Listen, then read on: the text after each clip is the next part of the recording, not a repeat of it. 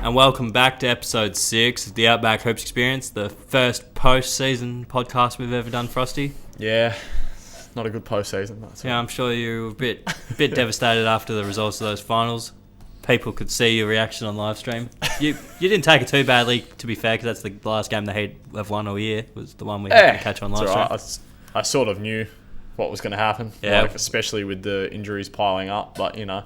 Yeah, the writing was definitely on the wall. Yeah, tough. Jimmy Butler did all he could, but in the end, just wasn't enough. He was just gassed by the last game, and it reminded me a lot of the Game 5 of Heat versus OKC in 2012, where it was sort of like the Heat were up 3-1, and OKC just ran out.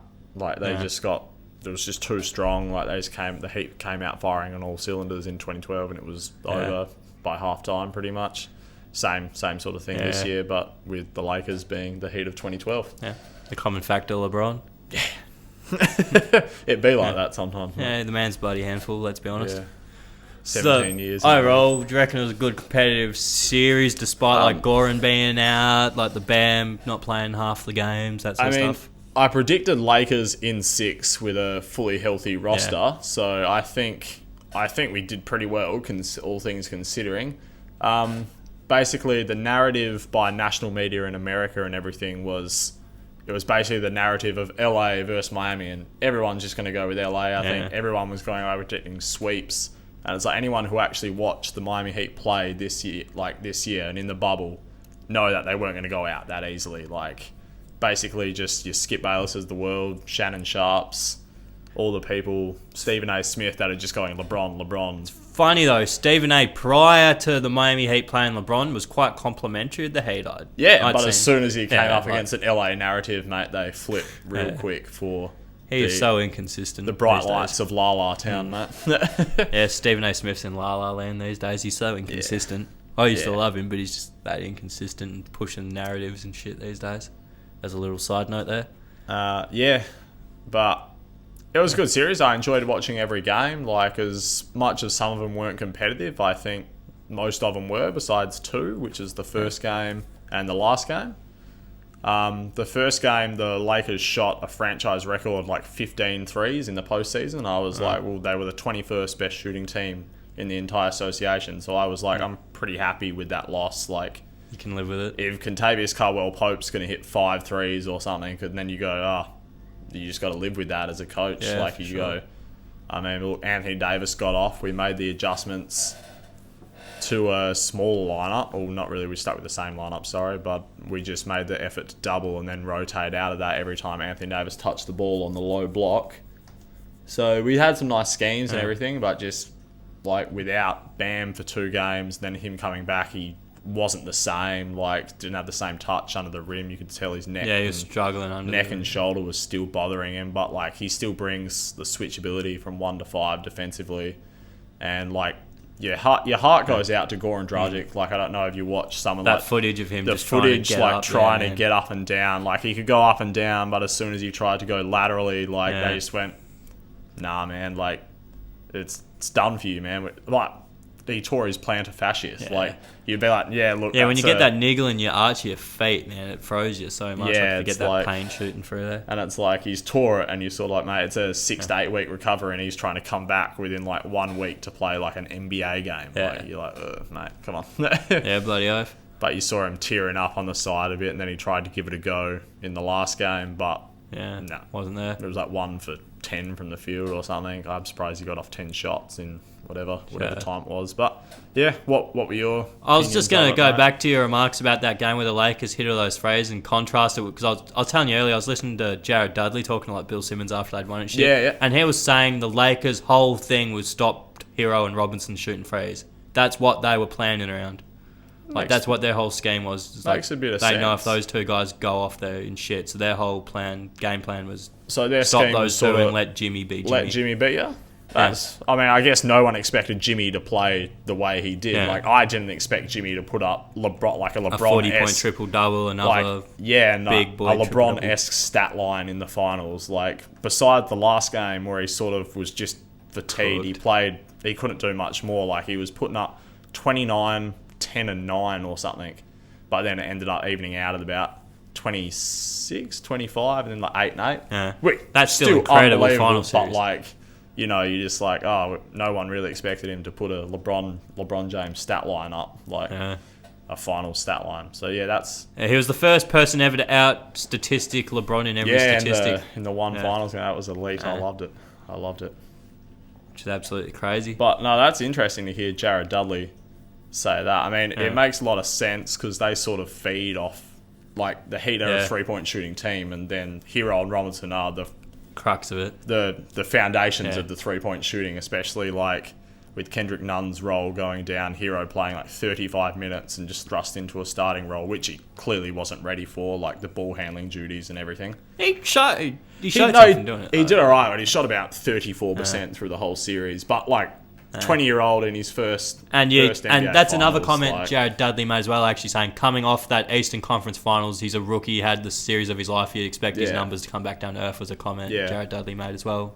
He had to the Lakers mindset with him. A bit more than he was accustomed to. He really excelled against Boston, but like you could definitely tell they zeroed in on him and Robinson. Yeah. Robinson barely got off a shot in game 1. Like I think it was like over 4 in game 1. He's used to putting up about 7-8 attempts a game. So and they're hard attempts. Like yeah, I didn't see him get many openings. He had the one game where it was like 27. That was with Jimmy when that was I think that was finally when they went, oh fuck, we got to do something about Jimmy. Like because was that game 5 or 6 like. But they finally went, we got to keep I think it was the game we live streamed when Duncan Robinson went off. Yeah, it was. As well, because I think they went to go guard Jimmy a bit more, and then Duncan caught fire.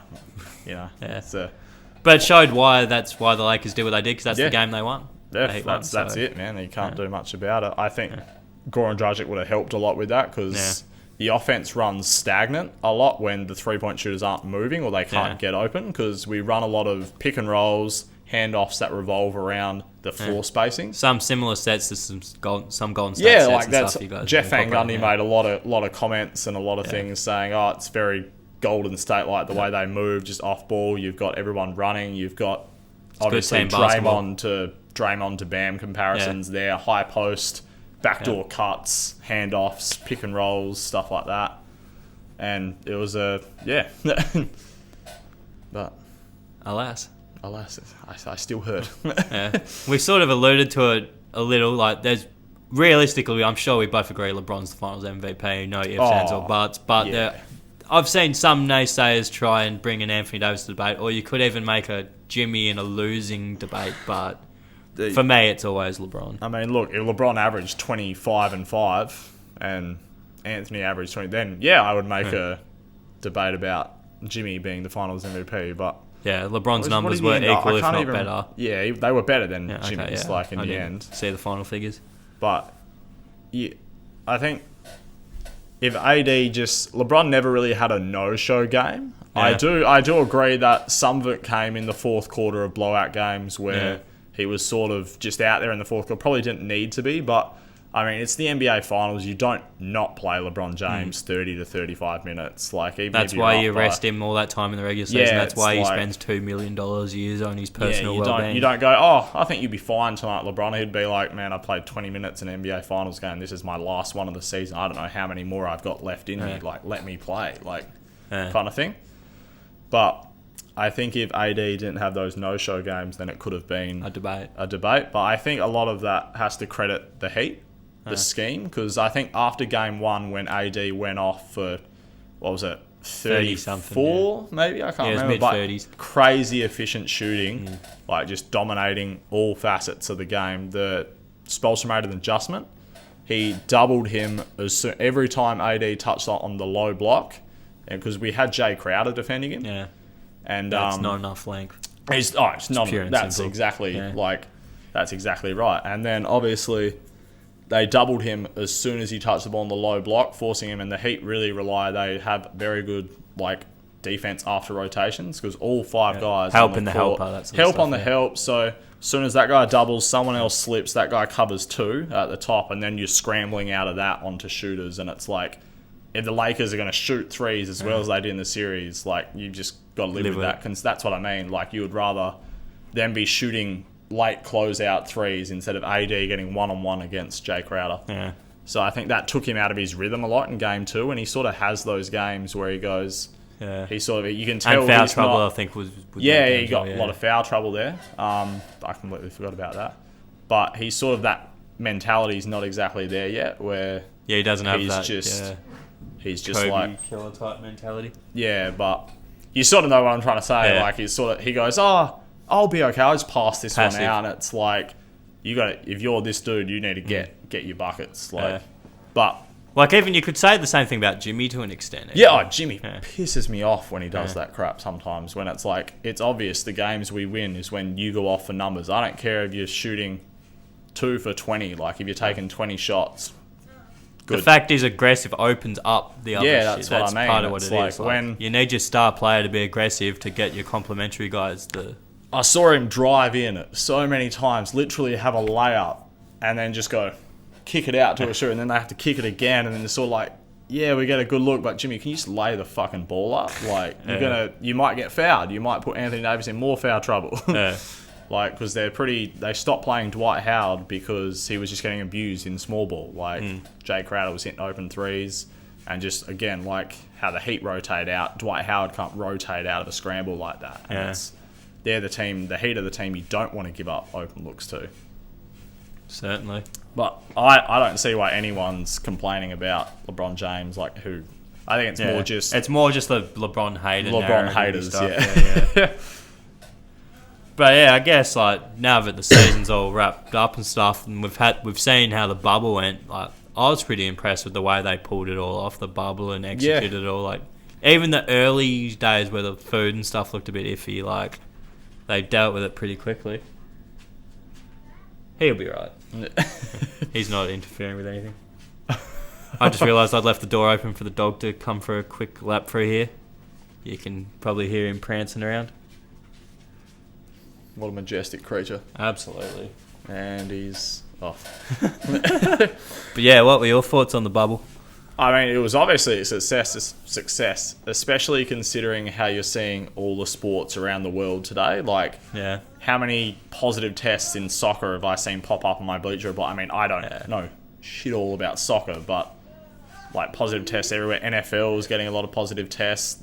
The bubble had no positive tests the whole time it was in it. Yeah. I think that's just a credit to the NBA, Adam Silver, and everyone involved in the process. Yeah, they absolutely nailed it. Like, they were meticulous with their policy and everything. Like, they really enforced it. Like, made examples of guys when they sort of... Yeah, that's what I mean. Like, Lemon Pepper Lou goes out, gets sort of caught out a bit on the sickie, bit of a sickie leave, you know? Gets his big stint in quarantine and a bit of a suspension. Then Daniel House just gets kicked out of the whole bubble. Yeah, like, it's just what has to happen. Yeah. Like, they got out what they wanted to get out. They got an end to the NBA season. They got a lot of, like, public relations and just absolute awareness on Black Lives Matter and all the campaigns that the players are fighting for.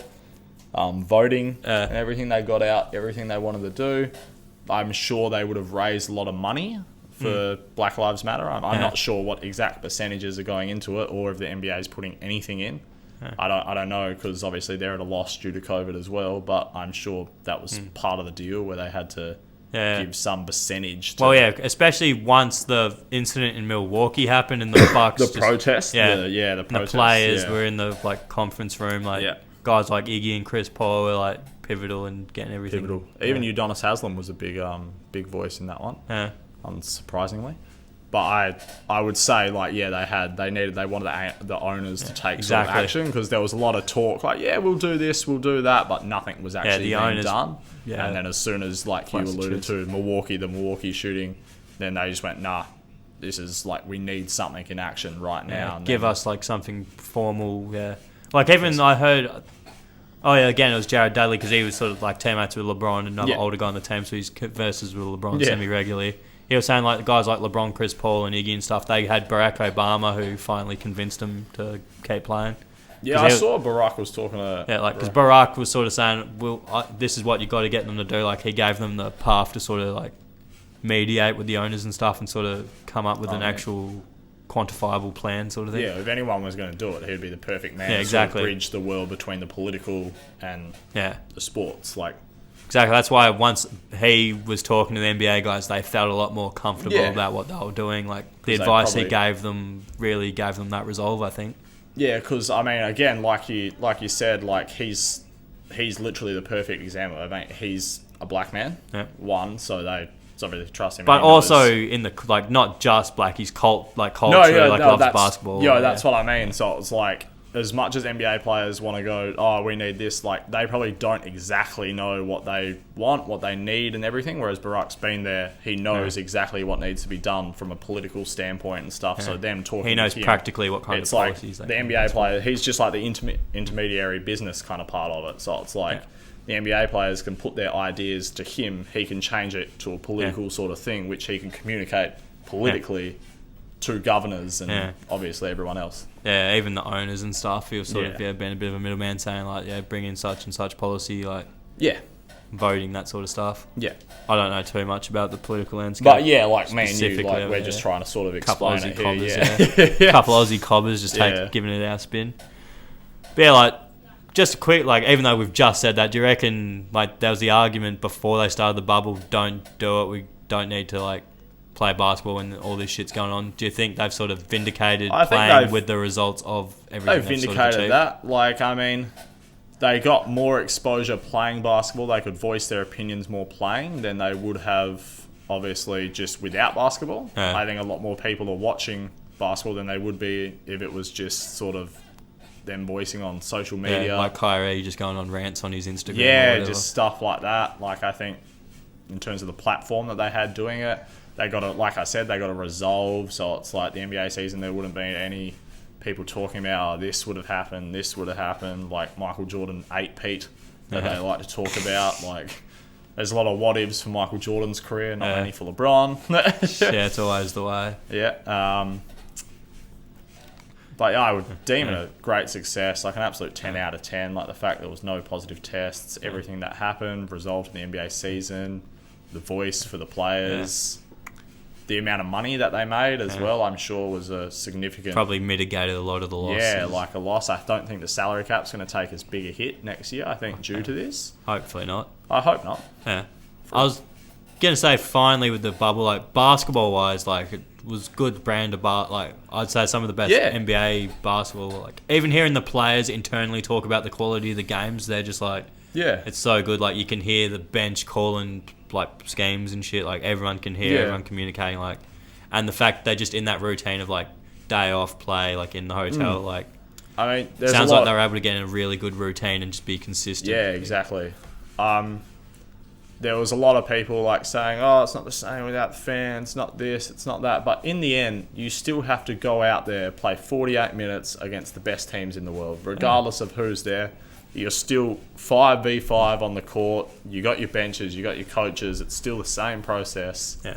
It's still the Los Angeles Lakers versus the Miami Heat in the finals. I mean, not many people pick the Heat. I know a few people. Kendrick Perkins, I do love that man, and George, I forget what his name is, but they picked the Heat to come out the East. So it's like, it wasn't like teams people didn't expect to be there were there. Yeah. Like, I mean, I think the Nuggets got a bit further than most people. Well, because the Clippers everyone folded. Was on the Clippers' dick for undue reasons. Going about their mental toughness. Some dogs, man. Yeah, There's some dogs in yeah. Clipperland, man. They're dogs. They wanted to leave first chance they got. Yeah, but that's what I mean. You can't. I don't think you can say like. I mean, I think it would have been a bit. All the star players played. So it was like, you couldn't be like, oh, if LeBron James opted to be out, then it would be a bit of an asterisk. If Giannis opted to play out, then it probably would be an asterisk. Kawhi Leonard, any of those big names. Yeah, like, on that Bill Simmons thing, like, he was saying people are just trying to asterisk it regardless because of the bubble and stuff. Like, even with AFL, like, me and Jesse had one of our more heated debates talking about like the asterisks on the AFL, and also like, no, there's not an asterisk because it's still a season. Everyone's still competing within the parameters of the rules, that sort of thing. Yeah. But like, Bill Simmons actually made a good point. Championships don't have appendices; they have footnotes. I think that's a valid way of looking at it. You can write a footnote going, "Yeah, such was injured." Like, that's where you there's always going to be flesh out those parameters. It depends what kind of perspective you have on it. Like, obviously, for me being a Heat fan, the footnote would be no Goran Dragic, no Bam Adebayo for 2 games, still took Lakers to 6 games. And then obviously if you're a Lakers fan, you probably don't view that footnote. You go, we won the championship. Like we won the championship despite Corona. Despite that's what I mean. In our country. You can probably any person with different perspectives can find footnotes and whatnot. Exactly. But it's still an NBA season. Still had to do that. There shouldn't be an asterisk about it. I know a lot of people say there's an asterisk on it, but would they have said it if Kawhi Leonard won the championship? Probably not. If Giannis won the championship? Probably not. If it's LeBron James winning it though, asterisks everywhere, mate. Asterisks everywhere. Bloody oath. Yeah. Now that we've sort of covered the bubble, where do you reckon's next for the league? Like, obviously they've got the draft and everything come up. I haven't heard much about how that's going to like function. I'm not sure. I've heard like people pull out of the draft combine and everything, but I haven't even seen any results or when it is or what's going on. Yeah, I haven't heard it's much. It's all pretty mysterious. I know players and like meetings are being set up pretty soon where they can Zoom call. I don't know about private workouts. I think it depends what state they're in. Yeah, there'd be a lot of contingencies over there, especially with the second wave. I imagine wave. that some state is like, even if you allowed private workouts, it wouldn't be fair to the other team. So I'm not sure if there's a rule there. Like I haven't heard much about it. Surely they just reconvene on Disney for the combine or whatever. And then there's another bloody process of 14 days quarantining and everything like that. Yeah. It's a big thing, but I know, like, obviously Zoom's been the real winner out of COVID here, mate. Yeah, definitely. Imagine owning those shares pre-COVID. Put some stocks in Zoom. Yeah, bloody oath. But do you think the league plays a normal season, albeit later next season? Oh, I think I know. Even just NBA next generally. I'm just asking. Yeah, I know they futures up in the air. I know they initially wanted to start on Christmas, but that's just unrealistic. That's not happening. That's not a long enough break. I then heard some rumblings about, you told me, Martin Luther King Day, mid-January. Yeah. Mid-January. That'd probably be as good. Like, that'd be if they didn't have a pre-season and brought him back just after Chrissy for training camp. Be like a 60-game series, and they can sort of get back on track where it finishes in sort of July and whatnot. I forget.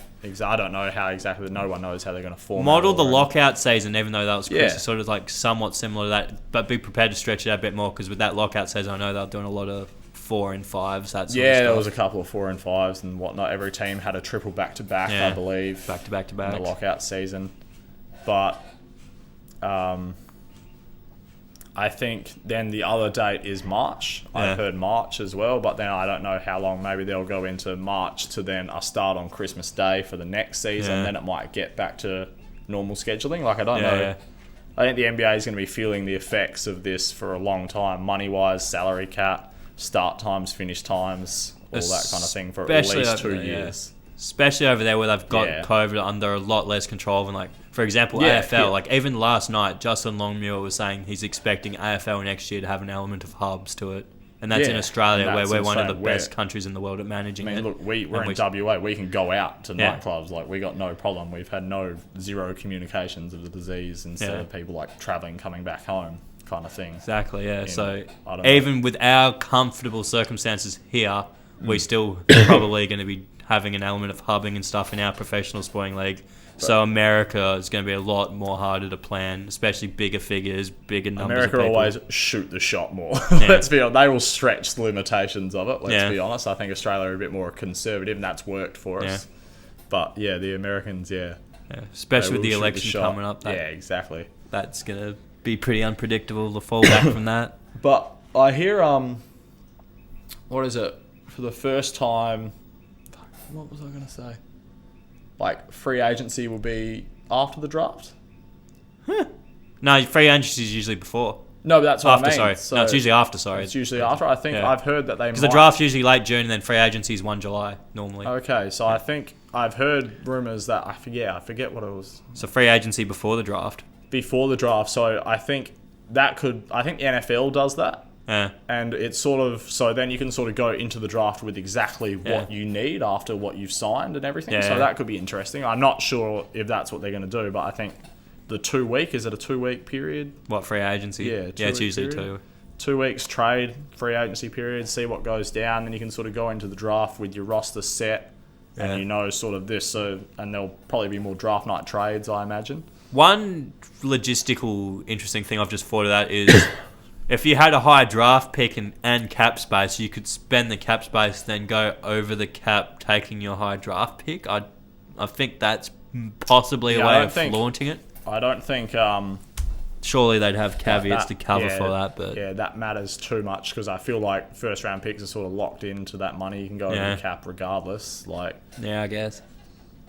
But yeah, it should be interesting to see what teams do. But I don't think there'll be that much movement this year because obviously the salary cap's going to take a hit. Teams who had money, I don't think will have as much money. Yeah. And there was very few teams that actually had money to spend. So I think you'll see a lot of re-ups. You might see a lot of one-year deals. Definitely, because 2021 seems to be the year where people that will have money or do have money are planning to spend it in 21. They're not spending it this year. And players will want to take...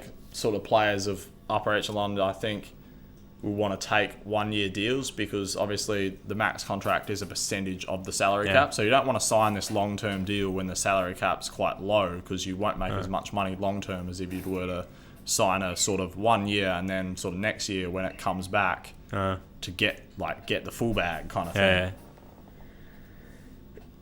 So I think you might see a lot of one-on-ones, player options, 1 year deals with player options with the second year of the contract. But it'll be interesting. It'll definitely be like a period that we have not seen before. It's pretty exciting. I'm enjoying it. Yeah, I'm definitely happy to sit back with some popcorn and watch. Yeah, mate. Especially because we've got the luxury of going to Metro's Freo afterwards, unlike most people. Jeez, not Metro's Freo, mate. Please no. The big house. But yeah, we've got to start looking into the draft next, mate. Got to start evaluating my prospects. You've obviously got Golden State at pick 2. It's the first time in years, you know me, I love the draft, and this is the first time in years I've actually had a first round pick that isn't 30. Yeah. So it's I can get into the top. I can get into this and actually be invested in who we take. It's now rather than just betting on it and just enjoying the fact. I always feel like it's not as exciting though. Just getting into a bit of unrelated draft topic, because you sort of know what you... I was going to transition to the draft next, actually, so it's not really unrelated, so keep going. Sweet. Go nuts. But, because when I was excited about the Heat picks, there was so many options in our pick range where there was, a lot of optimism, but there was a lot of boom or bust potential kind of thing. I was man, I don't know what these players could be. But, when you're sort of picking in the top 3... That's where it's a bit... With this draft, though, it's a bit this draft's very unknown. Yeah, if we took LaMelo Ball, I love LaMelo Ball as a prospect, but I don't know how I'd feel if Golden State took him, for example. Exactly. James Wiseman's another one. He'd be long-term, if everything went right for us, he'd be the perfect draft pick, but there's a lot of question marks. A lot of question marks. Whereas someone like Denny would probably have a higher floor for us. He'd just be that IQ-y smart. Like I said, this draft is very unknown. But I'm gonna have to evaluate a lot of options for the Heat at 20, mate. There's gonna be a lot of scouting vids, mate. Because the thing is with this draft, from what little I've looked into it so far, each team's big board's gonna be vastly different. Yeah, I know the Heat big boards are always fucking different than everyone else. I don't crazy, man. But very middle heavy draft as well. So you sort of flush out your top 5 prospects, and then from 5 to 25 or whatever it is, you're sort of looking at pretty steady role players, pretty similar floors, pretty similar ceilings kind of thing. It just comes down to positional and what you see in each kid specifically. We can get into that at a later date because you'll be doing your betting with Busher, mate. We'll be live streaming that too. You love a bit of draft betting. Yeah, fucking oath I do. I usually do all right. Mate, big multis. Big stuff, so you want to tune into that. He usually makes a fair bit of money off that one. So last year was my first year where I probably broke even rather than made a profit. But other than that, what was your biggest sort of profit in the last few years? Well, because the max bets they usually let you do on them is $50 a bet usually, and I'd only do a $50 bet on the main 2. I was comfortable with, and the rest I'd do small amounts. But 1 year I've made a few $100. Oh, there you go. But the ROI, if you crack the numbers and percentages, it's a nice percentage ROI if you're Yeah, mate, look, I don't even know what ROI means. Return on investment. Okay, there you go. So he's your man you go to, mate. You want to make a bit of coin on the draft day? Yeah, bloody oath. Tune into Betting with Busher. Moneyball. And at that note, we'll probably end it there. That's a nice little way to cap her off. We might have some shorter videos on the horizon. We'll see how we go, see how creative we're feeling. Tee up the more outdoors kind of videos. Maybe a few one-on-one games when we can get sorted with a few others and whatnot. Yeah. But, I know Drew's is keen. It's just a bit harder to nail the other boys down. Yeah, you just need to get the the crew, man. Yeah, buddy. See, everyone who's just heard that last little rant, spam True Footy, Coalworld and Druzy and tell them to get the fuck on the Outback Hoops basketball challenge video already. Catch us next time, everyone.